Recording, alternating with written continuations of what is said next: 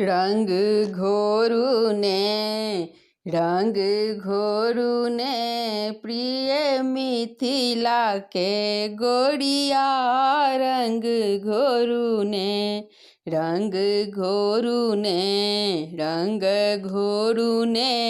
प्रिय मिथिला के गोड़िया। रंग घोरू ने मिथिला के कुलड़ित एहन निकथिक।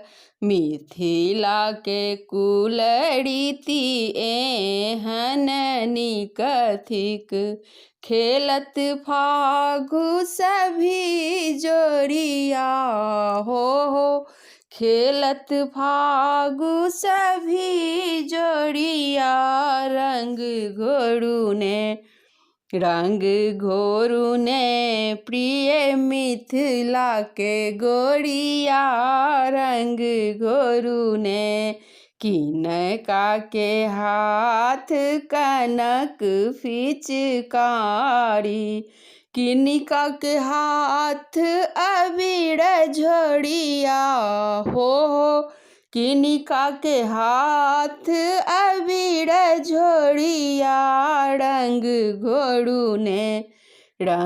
घोरू ने प्रिय मिथिला के गोड़िया। रंग घोरू ने राम जी के हाथ कनक पिचकारी।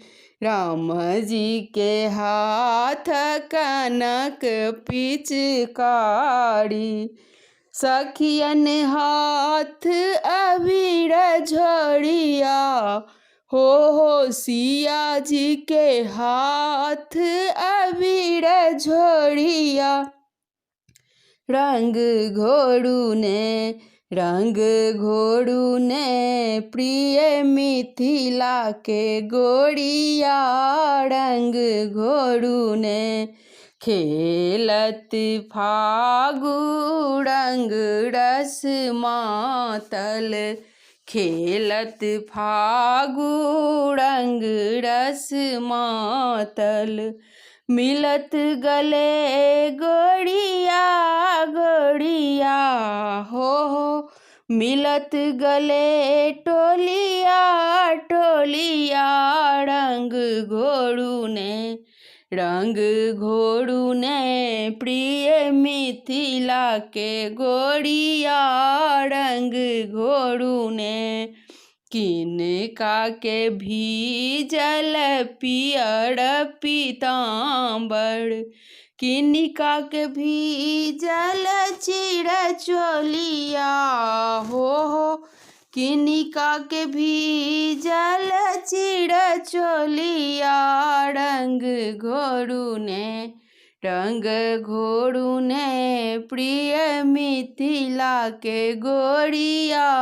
रंग घोरू ने राम जी के भीजल पियर पीताम्बर। सीता के भीजल चिर चोलिया हो सीता जी के भीजल चिर चोलिया। रंग घोरू ने प्रिय मिथिला के गोड़िया। रंग घोरू ने